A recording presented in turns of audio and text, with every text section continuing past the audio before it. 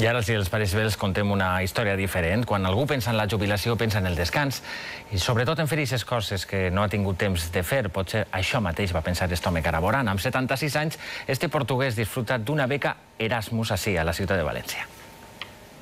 76 anys, tota una vida feta i ara a descansar, a aprofitar la jubilació i disfrutar dels nets. No és el cas d'ell. Amb quasi 80 anys, un dia va posar en la balança el passat i el futur i va decidir canviar les partides de petanca pels apunts d'educació social, per a ser més exactes.